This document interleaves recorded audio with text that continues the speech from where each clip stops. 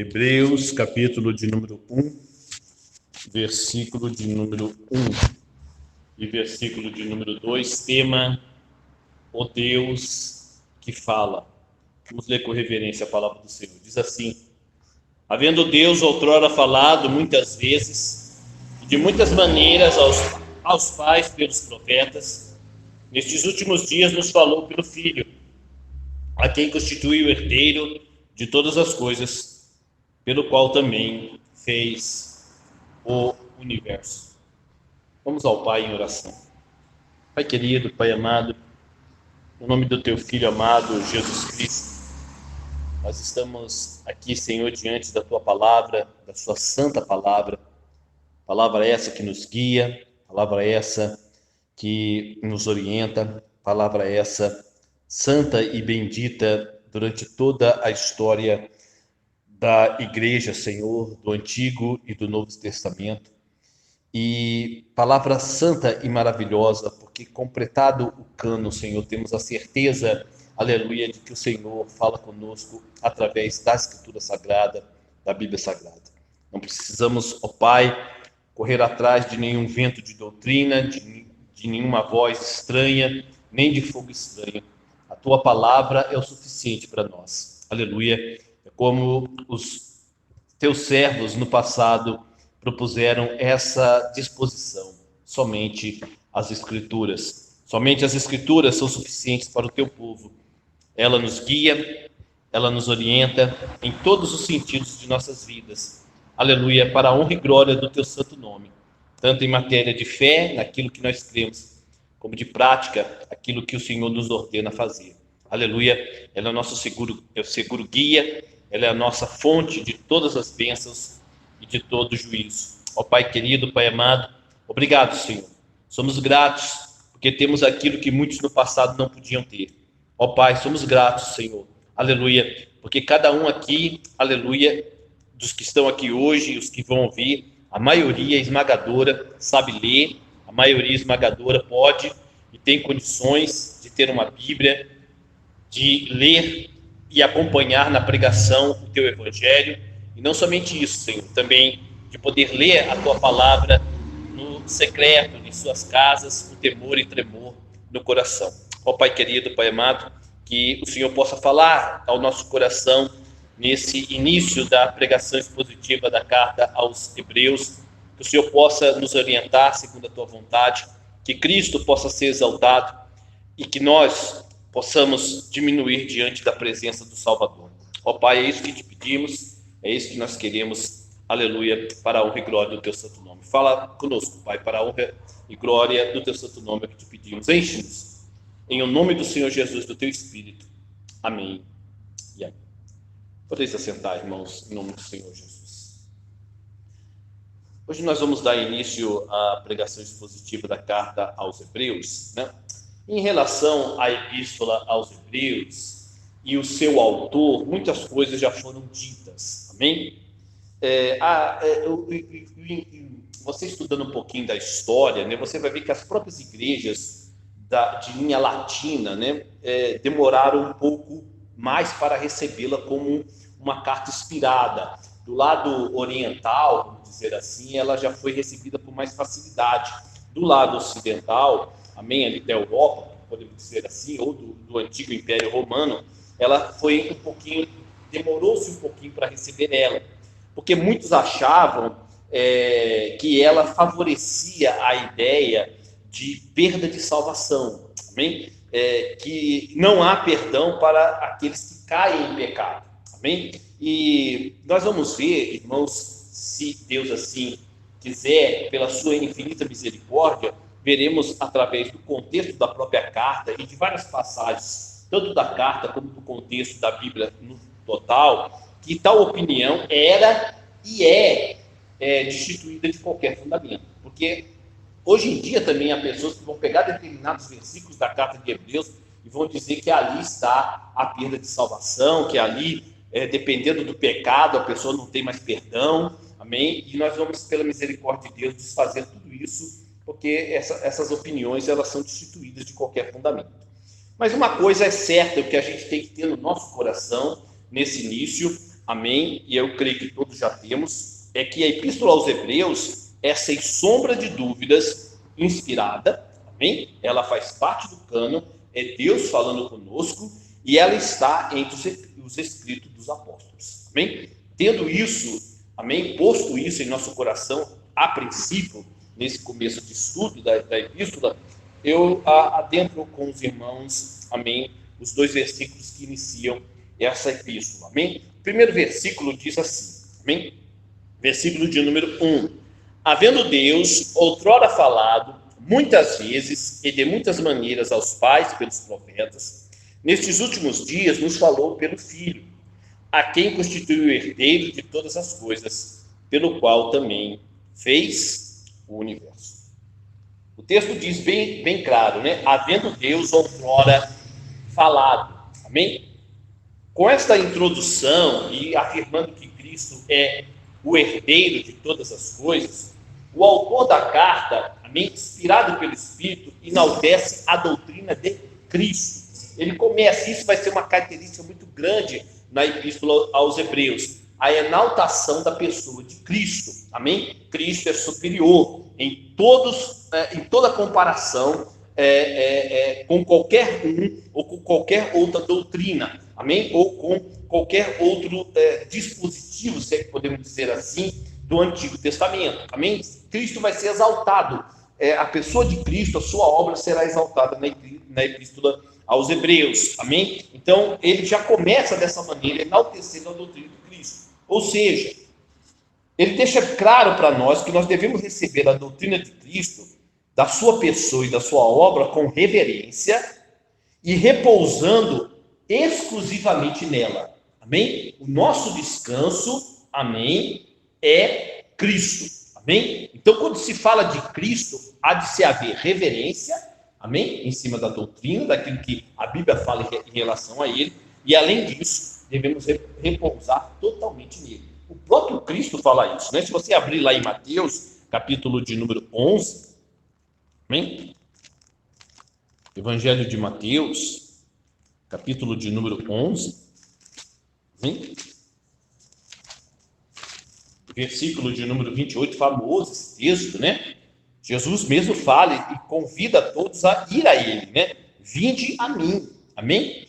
Todos os que estáis cansados e sobrecarregados, Mateus 11, 28 ao 30, e sobrecarregados, e eu vos aliviarei, amém? Tomai sobre vós o meu jugo e aprendei de mim, aprendei da doutrina, né? De mim, da minha pessoa, porque sou manso e humilde de coração, e achareis descanso para a vossa alma, porque o meu jugo é suave e o meu fardo é leve. Então, todo aquele que está cansado e sobrecarregado, e quem não está, não é, irmãos? Todos, tanto religiosos falsos, amém, como mundanos, estão sobrecarregados do pecado, da autojustiça. Quando a espada da lei vem sobre eles, como diz o hino, amém, só há repouso, só há segurança em Cristo. Por isso, o convite do Evangelho, do próprio Cristo, é: vinde a mim, amém? Porque achareis descanso para a vossa alma.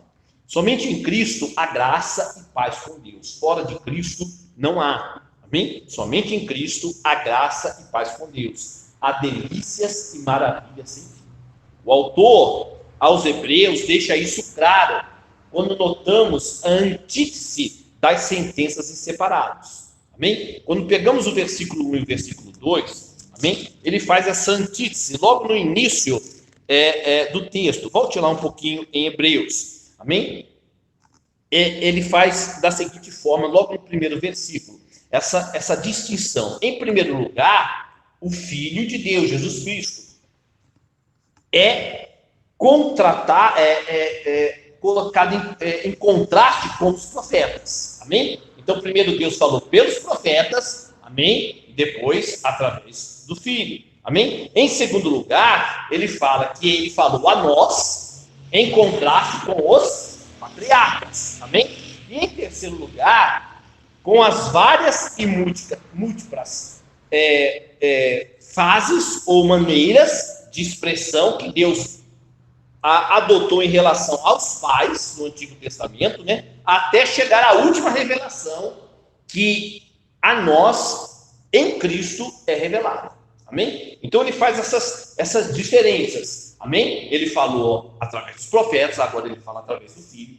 Ele falou aos pais, agora ele fala a nós. Ele falou de diversas maneiras no Antigo Testamento, agora de maneira perfeita através do Filho. Ele fala a nós a revelação final. Amém?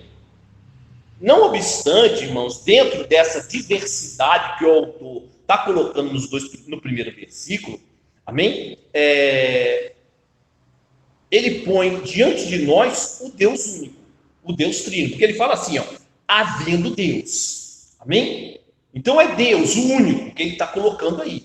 Ele falou, amém, lá no Antigo Testamento, aos pais, aos patriarcas, mas agora ele fala a nós, a igreja, amém? Ele falou a Israel, agora ele fala a nós, a igreja. Ele falou através dos profetas, agora a nós ele fala através do Filho. Ele falou de diversas maneiras lá, agora ele fala em definitivo, de uma maneira última, pelo Filho a nós, amém? Então, ele está aqui botando para nós, diante de nós, o Deus único, o Deus trino, amém? Isso ele faz para quê? Para que, no caso, que alguém mal intencionado achar que a lei está em divergência com o Evangelho, amém? Então, veja, é o mesmo Deus que falou lá e falou aqui, amém? As maneiras podem ser diferentes, mas é o mesmo Deus, amém? Porque hoje vivemos uma sociedade, amém? E isso sempre foi na história da igreja, em que falsos irmãos, falsos mestres, gostam de fazer essa dicotomia entre lei e graça, entre Antigo Testamento e Novo, amém? Pessoas mal intencionadas. Não, de forma nenhuma. O Deus que falou no Antigo Testamento não é diferente do Deus que fala no Novo Testamento. É o único, trino e soberano Deus que fala em toda a Escritura Sagrada, que falou a Adão, que falou a Abraão, que falou a Paulo, a Pedro e fala a nós hoje. É o mesmo Deus. Ou seja, para melhor entendimento, talvez fique melhor para a gente discernir os dois versículos, ou o primeiro versículo, da seguinte maneira. Deus falou, esse é até o tema da pregação. Então veja bem.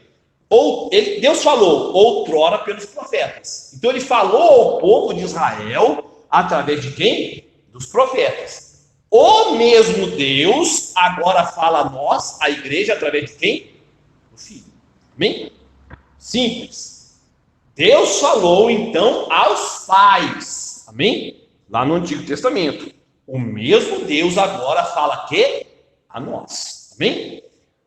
O Deus único falou antes de diversas maneiras, de diversas maneiras, né, como o texto fala, de diversas maneiras, por muitas vezes. Amém? Esse mesmo Deus agora fala definitivamente e nos últimos dias de uma maneira plena e completa. Amém? Então é o mesmo Deus, não mudou. Com isso em mente, isso tem que ficar claro em nosso coração, Deus falando tanto no Antigo como no Novo, estabelece a concordância entre lei e o Evangelho. Não estão em dicotomia, ao contrário, são faces da mesma moeda. Porque Deus não muda, amém? E a sua palavra também é imutável, amém? Como ele não muda, sua palavra é imutável. Sua verdade é imutável e ele, Deus, falou igualmente, tanto na lei como no Evangelho. Agora, preste atenção. Posto isso, amém? É o mesmo Deus que falou lá no Antigo e no Novo, e não há dicotomia entre a lei e o Evangelho. Posto isso, é importante que nós notemos a diferença, sim, que há, e que o escritor vai deixar claro, entre nós, a igreja, e Israel ou os patriarcas. Já que Deus se dirigiu a eles no passado de forma diferenciada de nós hoje. Isso é claro no texto. É o mesmo Deus, não há dicotomia, mas a maneira como Deus falou com eles lá no passado é diferenciada da maneira como Deus fala a nós. Amém? Em relação aos patriarcas, a Israel, Deus utilizou dos profetas. Em relação a nós, ele nos deu seu Filho unigênito como embaixador. Amém? Nesse aspecto, nossa condição é muito melhor. Não há comparação. Amém? O próprio Moisés era o quê? Quando você fala em profeta, qual é o maior profeta do Antigo Testamento? Moisés. Né? Não há como dizer que não é Moisés. Amém? Aquele que trouxe a lei. Né? O Evangelho de João fala isso. Né? A lei veio através de Moisés. As pessoas chegam ao ponto de falar a lei de Moisés, querendo dar um tom pejorativo. Não, a lei é de Deus. Quem transmitiu, amém? O mediador, nesse caso, o embaixador da lei foi Moisés. Mas a lei é de Deus, não do homem Moisés. Não foi Moisés que inventou. As pessoas hereges têm essa mania de utilizar esse termo de maneira pejorativa. Mas, definitivamente, Moisés é o profeta. Amém? Mas o próprio Moisés, que era o profeta, no sentido o maior dos profetas lá no Antigo Testamento, falou do profeta, com letra maiúscula, que viria. Amém? Se você abrir lá em Deuteronômio, amém? 18:15, amém? Moisés faz referência a Cristo. Amém? Então, o próprio Moisés, que é um profeta, amém?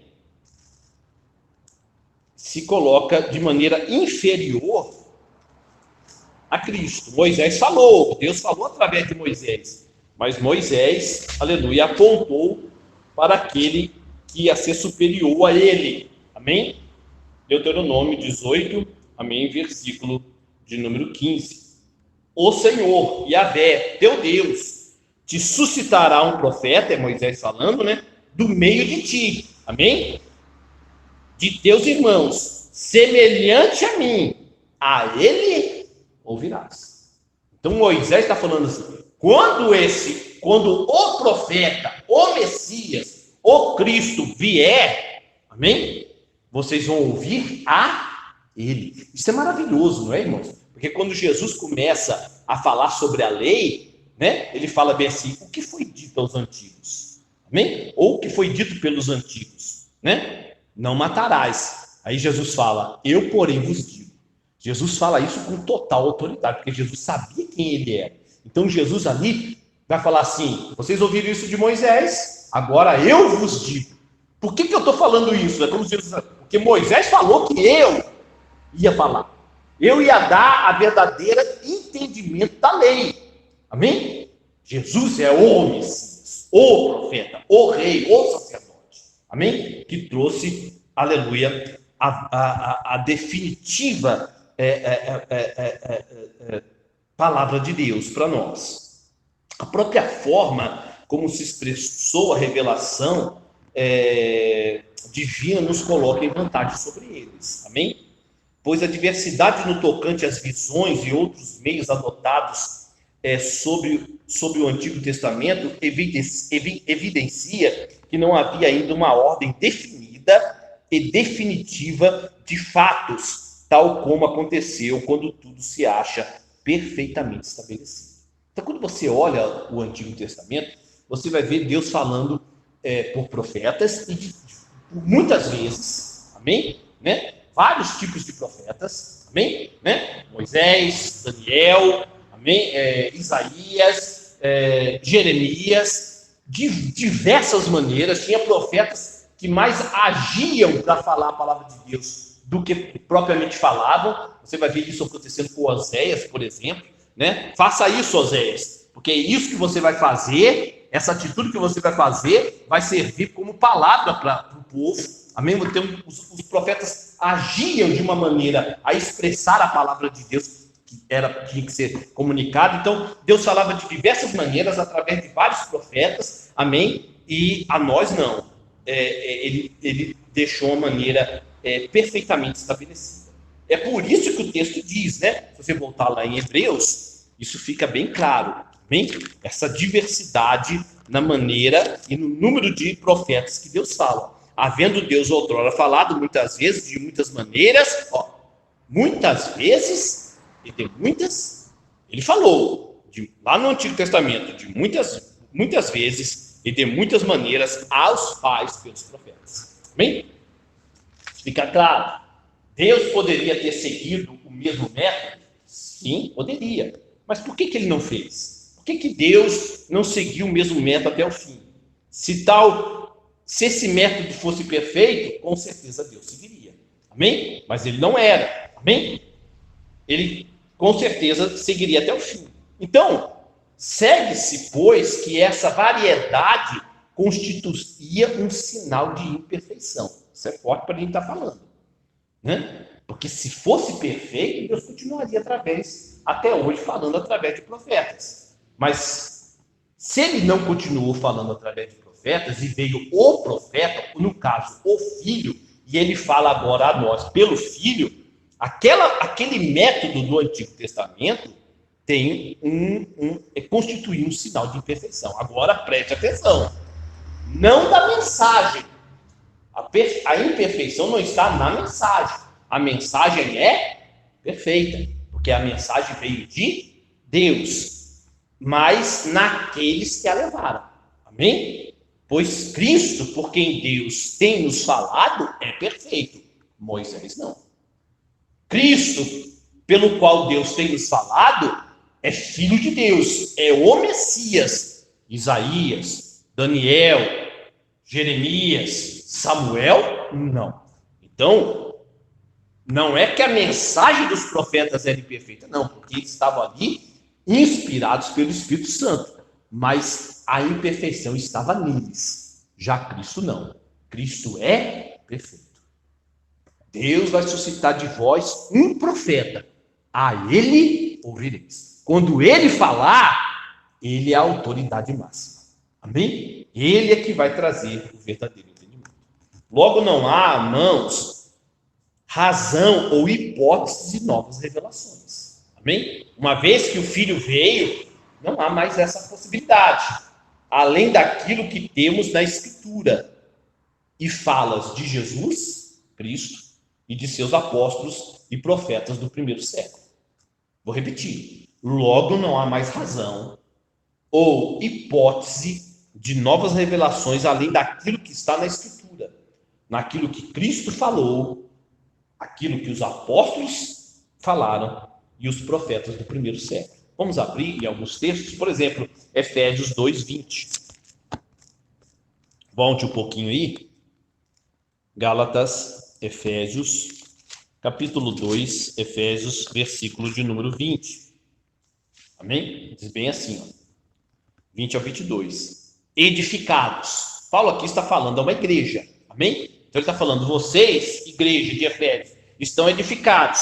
Edificados sobre o fundamento de quem? Dos apóstolos e profetas. Então a edificação da igreja está na pregação dos apóstolos e dos profetas. E os apóstolos e profetas pregavam quem? A Cristo, porque o próprio Paulo pode fala lá em Coríntios, não se pode colocar outro fundamento que não seja Cristo. Amém? Coisa maravilhosa. Amém? Edificado sobre o fundamento dos apóstolos e profetas, sendo ele mesmo, Cristo Jesus, a pedra angular. Amém? No qual todo edifício bem ajustado cresce para santuário dedicado ao Senhor. Jesus fala, eu edificarei a minha igreja. Quem edifica a igreja?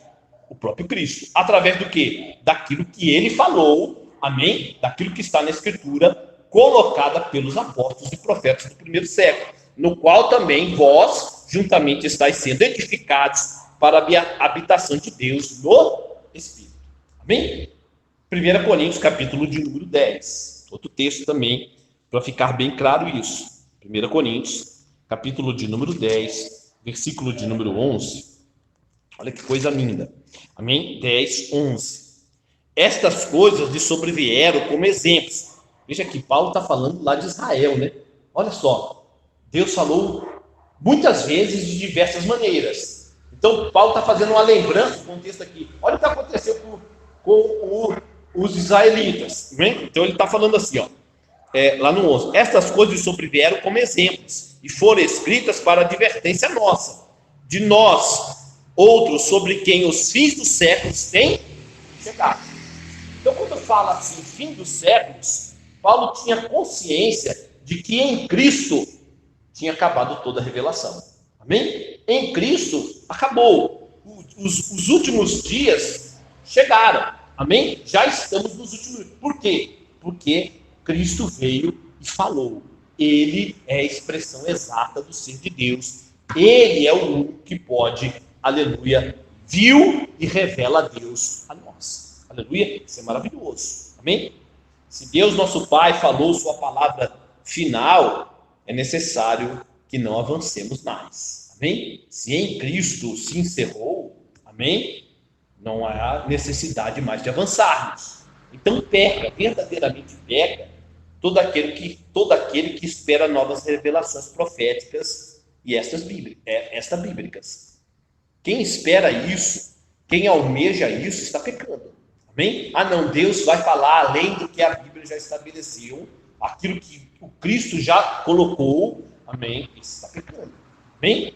Peca todo aquele que acha insuficiente. Veja só, não só aquele que espera, mas aquele que acha insuficiente a palavra de Deus, como guia de fé e prática, como consoladora em todos os aspectos da vida. Amém? E aí eu vou botar um ponto que geralmente dá muita repercussão. Quando você acha que a palavra de Deus é insuficiente, né? E você vê isso muito em muitos meios de igreja, se é que podemos chamar isso de igreja, as pessoas não vão para ouvir uma pregação bíblica, as pessoas vão para ouvir um profeta. Ah, vamos lá porque o profeta vai profetizar. Amém? Isso, a pessoa está pecando, ela está falando, a Bíblia não é suficiente.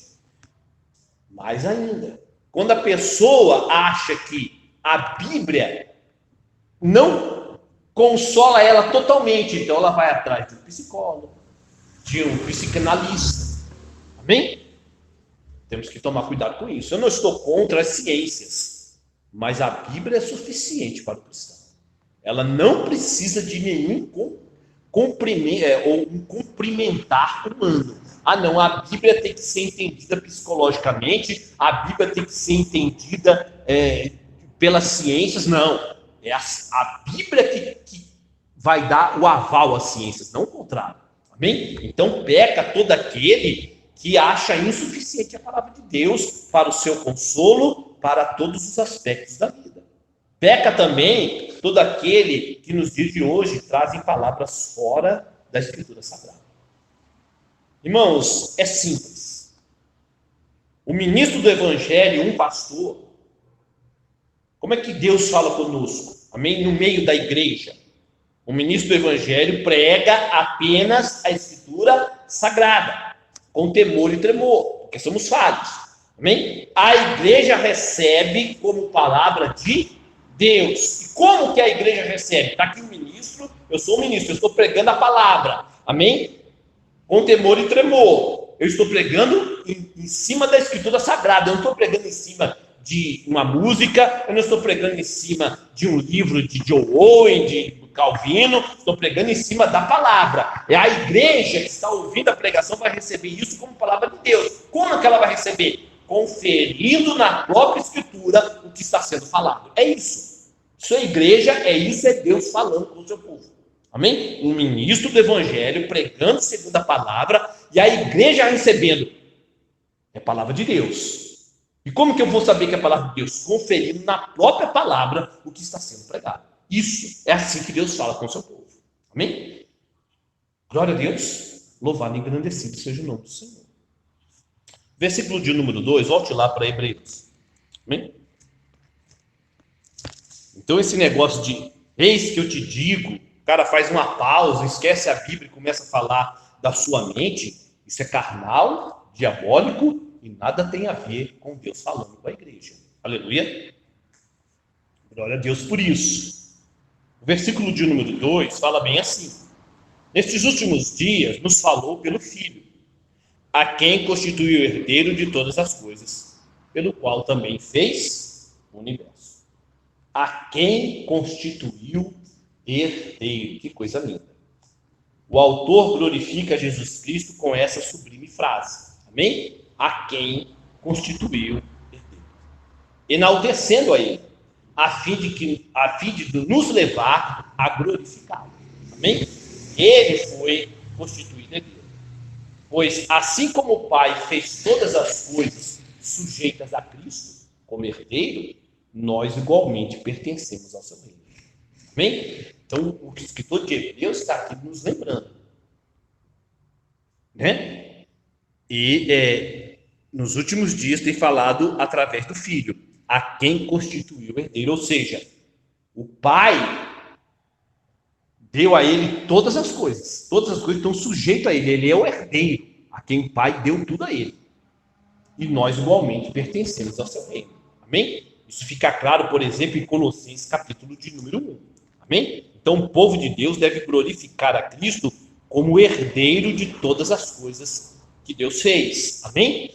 Colossenses capítulo de número 1, versículo de número 3. Nós pertencemos a Cristo. Deus nos entregou, Deus Pai nos entregou a Cristo. Amém? Colossenses capítulo de número 1, versículo de número 3. Amém? Diz bem assim: ele nos libertou do império das trevas e nos transportou para o reino do Filho do seu amor. Estávamos debaixo do domínio do pecado, estávamos debaixo da escravidão de Satanás, mas Deus nos tirou do império das trevas e nos colocou debaixo, aleluia, da autoridade e da proteção de Cristo. Ou seja, nós somos a herança de Cristo. Amém?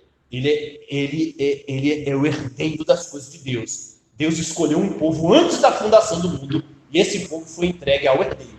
Amém? Pertencemos a Cristo. Aleluia. O versículo 14 fala: no qual temos a redenção, a remissão dos pecados. Colossenses 1, 13, 14. Preste atenção, irmãos. Você não pode encontrar nenhum bem fora de Jesus Cristo. Amém? Não existe. Visto ser ele o herdeiro de todas as coisas. Vou repetir. Você não pode encontrar nenhum bem fora de Jesus Cristo.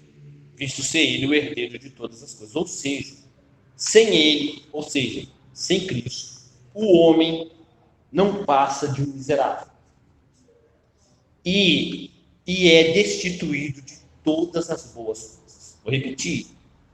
Sem Cristo, o homem não passa de um miserável e é destituído de todas as boas coisas. Aí você vai falar: calma aí, pastor, não é bem assim. Amém? Os pecadores, né, desfrutam de muitas coisas boas nessa vida. Amém? Não é verdade? Né? Desfrutam de muitas boas coisas. Como é que fica isso?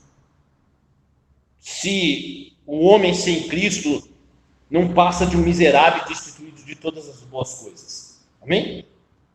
Os pecadores desfrutam. Amém? Deus tem misericórdia, faz cair chuva e sol sobre todos. Como é que fica isso? Salomão nos dá um entendimento sobre isso. Sabe essas coisas boas que o homem desfruta? Amém? Sem Cristo ele não passa de um miserável. Sabe por quê? Abre lá em Eclesiastes. E o que ele acha que é bom, na verdade não é. Amém? Eclesiastes capítulo de número 1. Versículo de número 1. Palavra do pregador, filho de Davi, rei de Jerusalém. Ele fala bem assim: vaidade de vaidade, diz o pregador. Vaidade de vaidade, tudo é vaidade. Que proveito tem o homem de todo o seu trabalho, com que se afadiga debaixo do sol? Vai lá para Eclesiastes, capítulo de número 12.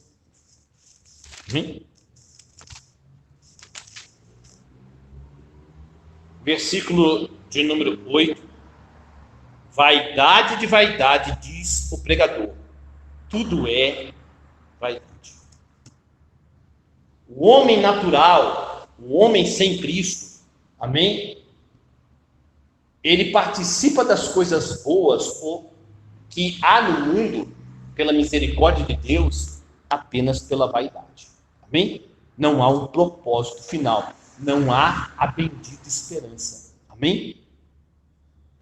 Tudo vai passar. Amém? Então ele desfruta das coisas, um homem natural. Mas tudo que ele desfruta, toda a luta, toda a busca que ele busca de felicidade, podemos dizer assim, amém? Não passa de vaidade. Por quê, pastor? Porque é temporal. Amém? Vai acabar. Amém? Então, ele é miserável. Amém? um dia ele vai morrer. Um dia, aquilo que ele tanto coloca como um pedestal na vida dele vai passar. Amém? E ele vai se encontrar diante do desespero da morte e das frustrações dos seus sonhos. Logo, alguém que não tem a eternidade dentro de si, amém?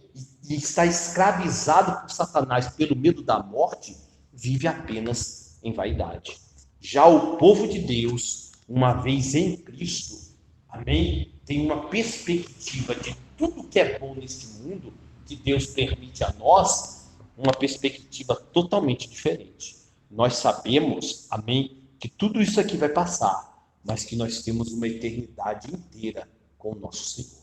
Então, talvez um exemplo bem simples, né? Quando o ímpio bebe uma água, ele bebe, e é uma coisa boa, né? Imagine você, irmãos, correndo debaixo do sol, não há coisa mais prazerosa do que beber uma água gelada, não é verdade? Então ele bebe aquilo para matar a sede dele, porque o homem ímpio, né? Porque ele está com sede, e não tem coisa mais maravilhosa do que a água que Deus criou para que o homem se refresque. Amém? Mas ele bebe aquilo para satisfazer aquele momento que ele está precisando daquilo. É vaidade. Já o crente é exercitado pela Escritura no poder do Espírito Santo a beber uma água e agradecer a Deus. Aleluia. A nossa mente muda. Uma vez em Cristo, a nossa perspectiva das boas coisas são transformadas. Amém? Nós fazemos tudo para a glória de Deus, sabendo que aquilo, a coisa boa, foi Deus que nos deu. Logo, ele é merecedor de toda a glória, de todo agradecimento. Por isso eu digo, o homem ímpio, ele é miserável sem Cristo. Amém? Porque ele somente está satisfazendo o seu prazer momentâneo. Nós já temos o prazer eterno. Aleluia. Não estamos presos às coisas desse mundo. Logo, não fazemos vaidade por vaidade. Amém? Porque nós temos a vida eterna. Já aquele que não tem a vida eterna, tudo que ele faz não passa de vaidade. Apenas quando Jesus nos alcança, temos verdadeira vida, felicidade e riquezas. Vou repetir. Apenas quando Jesus nos alcança com a sua graça, seu amor, temos verdadeira vida, felicidade e riquezas. O texto diz que o universo foi criado por ele, né? Lá no finalzinho, amém? Do segundo versículo. Que o universo ou o mundo, depende das traduções, foram criados por ele, Jesus, em seu atributo de eterna sabedoria, ou seja, a sabedoria de Deus, a qual assumiu a diretriz de todas as suas obras desde o princípio. Vamos ler de novo?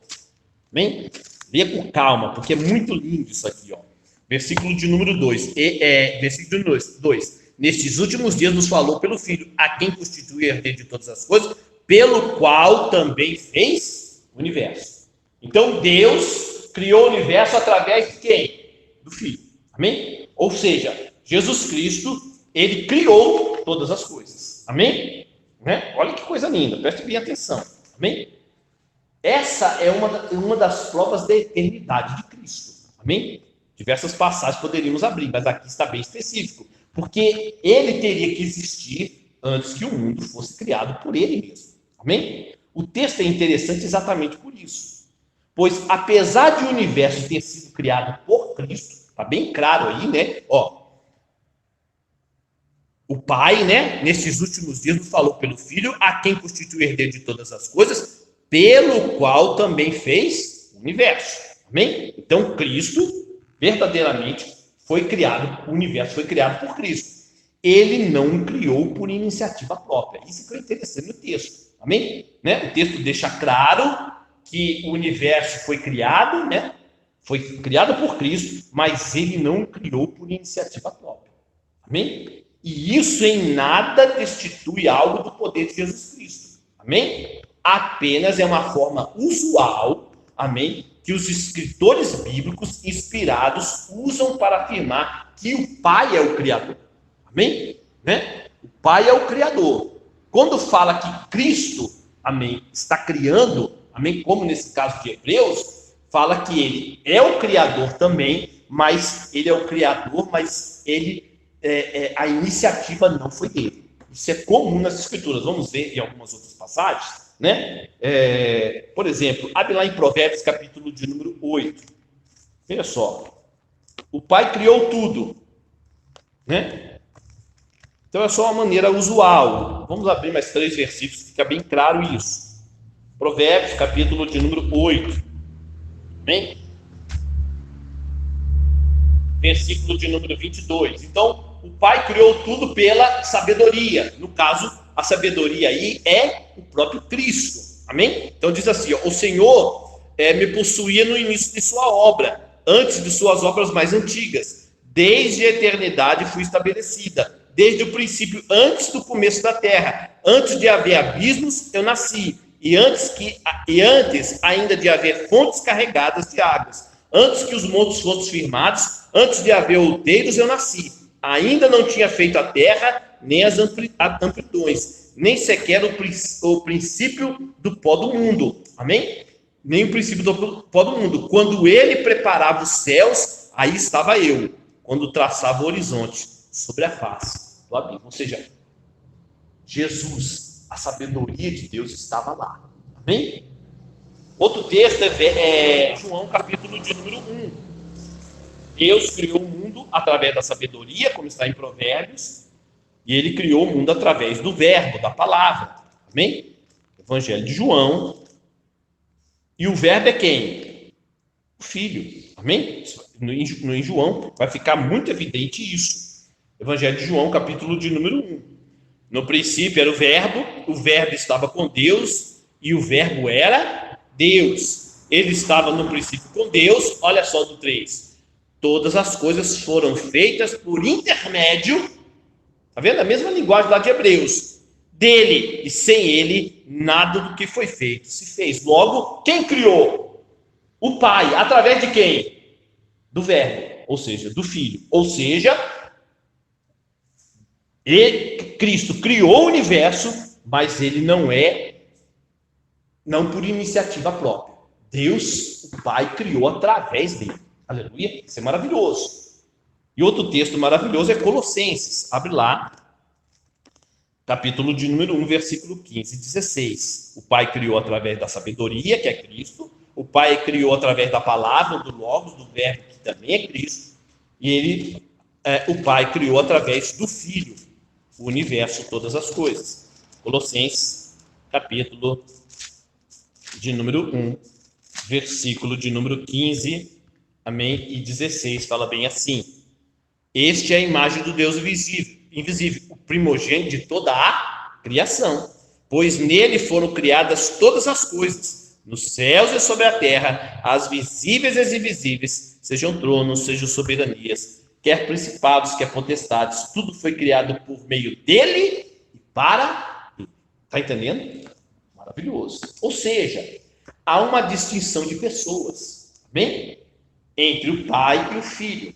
Não só com referência aos homens, mas também com referência ao próprio Deus. Amém?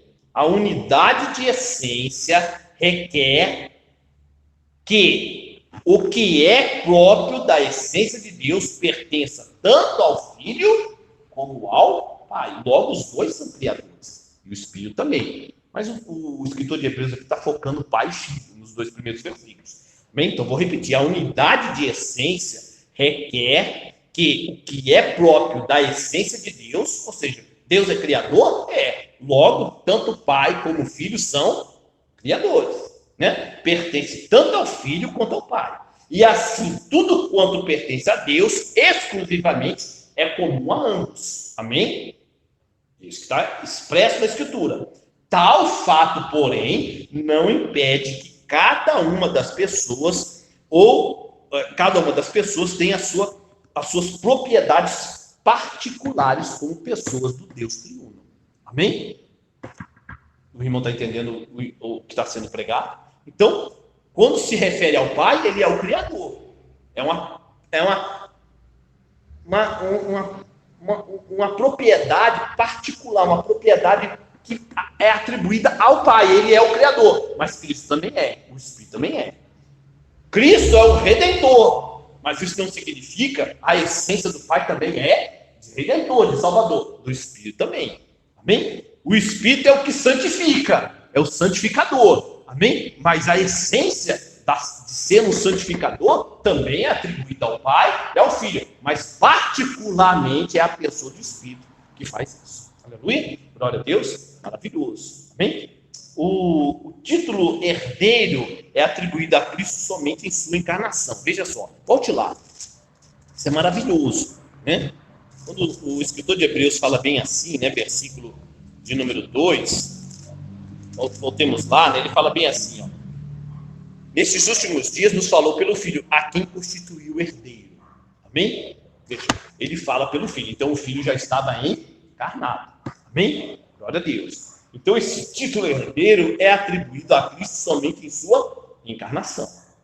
Pois ao fazer-se homem e revestir-se da nossa natureza, ele recebeu para si essa herança, a fim de restaurar em nosso favor, em favor da igreja, dos eleitos, o que fora perdido em Adão.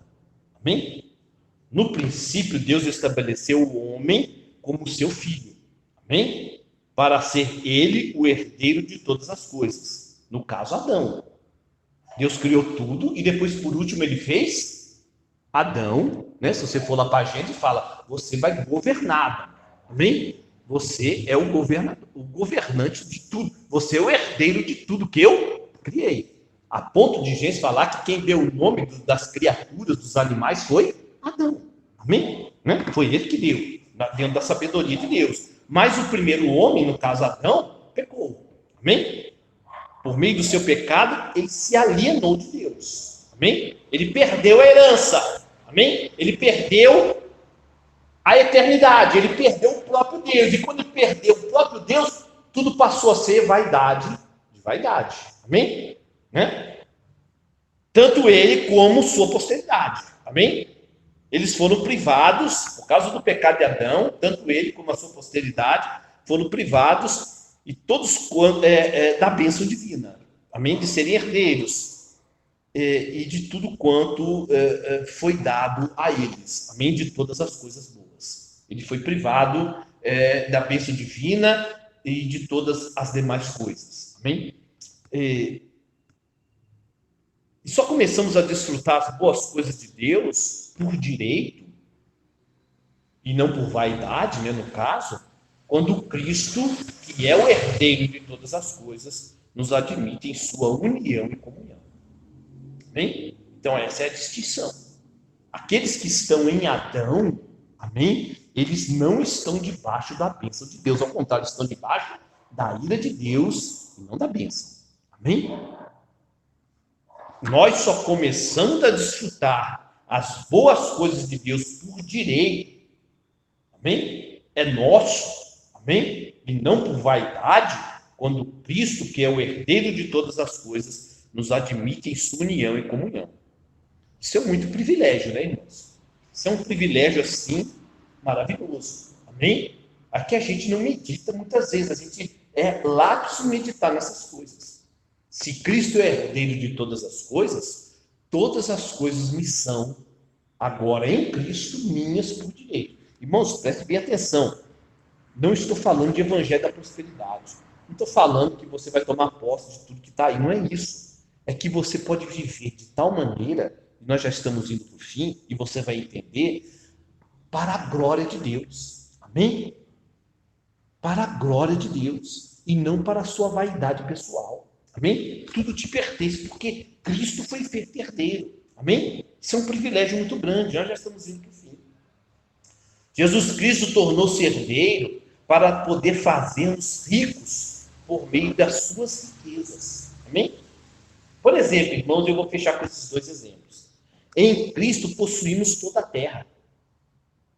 E nada pode nos impedir de proclamar a glória de Cristo. Essa é a diferença. Você vai pegar falsos profetas e vai falar assim, a terra é sua. Amém? Eu já vi pregações aí que só misericórdia. E a pessoa vai ser dona de terras, até que os ricos vai dar dinheiro para nós, né? No final dos tempos. Isso é um absurdo. Mas verdadeiramente a terra pertence a nós, em Cristo. Mas para que ela pertence a nós, pastor? para a gente ficar rico, milionário, virar latifundiário? Por que a terra pertence a nós? Vamos para a Bíblia, irmãos. Bem? Vamos para a Bíblia, mas a igreja se esquece disso. Aí inventa um monte de heresia. Nós vamos fazer mapeamento espiritual, vamos derrotar o demônio tal que domina aquela cidade. Isso é tudo heresia, tudo malignidade do coração humano.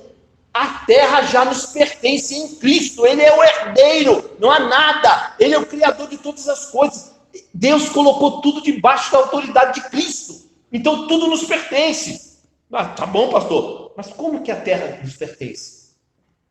Nada pode nos impedir de proclamar Cristo. Abre lá em Mateus capítulo de número 28. Mateus capítulo de número 28. Olha o que Cristo fala para nós, irmão. Se essa terra não pertence a nós, não para que a gente tome posse dela e vire latifundiário e tenha um monte de propriedade. Não é nesse sentido, não. Amém? Mateus 28, 18. É no sentido, aleluia, de proclamarmos o Evangelho. Amém? O texto é bem claro, porque esse mundo passa. Amém? Esse mundo está passando. Deus vai criar tudo novo. Amém? Novos céus e nova terra. Nós não temos tesouros aqui. O nosso tesouro é Cristo. Mas a terra é nossa. Nós podemos proclamar o Evangelho em toda parte. E nada pode nos impedir. O texto diz bem claro. Jesus aproximou-se, falou-lhes, dizendo: toda autoridade me foi dada no céu e na terra. Ide, portanto, fazei discípulos. Ide. Nada pode impedir vocês. Tudo pertence a vós. Amém? Tudo é de vocês. Ide. Fazei discípulos de todas as nações, batizando-os em nome do Pai, do Filho e do Espírito Santo, ensinando-os a guardar todas as coisas que vos tenho ordenado, e eis que estou convosco todos os dias, até a consumação do século. A igreja tem se esquecido disso. A igreja tem aceitado os rudimentos e as filosofias do mundo, quando, na verdade, a igreja que deveria estar dando o exemplo e influenciando a cultura. Os puritanos reformadores tinham consciência disso. A igreja que influencia não é o mundo, mas infelizmente falsos mestres têm adentrado a igreja e têm falado para a igreja se adaptar ao mundo, porque o mundo não tem condições de ouvir o evangelho e vai se escandalizar. Hereges, filhos das trevas. A igreja que deve moldar o mundo e não o contrário. Amém? Mas quem é? Quando nós não temos essa certeza de Cristo, que Cristo é o herdeiro, nós perdemos, irmãos. Quando nós desvirtuamos isso, que Cristo é o herdeiro, para que nós possamos influenciar o mundo através da pregação do evangelho, nós vamos querer ganhar terras e tomar posse de carro, de bens materiais, quando não é isso. Amém? Que coisa maravilhosa Cristo tem feito a nós. Então, em Cristo, irmãos, possuímos a terra, e nada pode nos impedir de proclamar a glória de Cristo. Mas olha só que privilégio, irmãos. Não só isso. Em Cristo nós possuímos o céu. Amém? E nada pode nos separar do amor de Deus. Aleluia! Veja lá, João, capítulo de número 20 e 28. Então você vê a malignidade da igreja romanista e de muitos nos dias de hoje, quando se cobrava indulgências, né? Para ser perdoado, para sair mais rápido da invenção do purgatório. Amém? Quando na verdade em Cristo, todos os crentes de todas as épocas já possuíam o céu. Amém? Não precisam pagar nada a homem nenhum. Amém? Nem dízimo, nem ofertas, nem nada. Nem sacrifícios de nenhum tipo. Porque o sacrifício já foi feito. O único e perfeito sacrifício, o Cordeiro de Deus que tira o pecado do mundo. Evangelho de João, capítulo de número 10, versículo de número 8. E a gente encerra com esse versículo. Amém? Em Cristo nós possuímos a terra e nada pode impedir de proclamarmos a glória de Cristo. Também em Cristo possuímos o céu e nada pode nos separar do amor de Deus. João 10, 28, Jesus é bem claro. Eu lhes dou o quê? A vida eterna. Jamais perecerão e ninguém as arrebatará da minha. Essa é a promessa de Deus para nós. Em Cristo, somente em Cristo, o céu já nos pertence. Amém? Ninguém arrebata das mãos do Pai, do Filho, do Espírito, do Deus triuno. Que nós possamos ficar firmes essa verdade. Vamos ao Pai em oração. Amém? Vamos orar.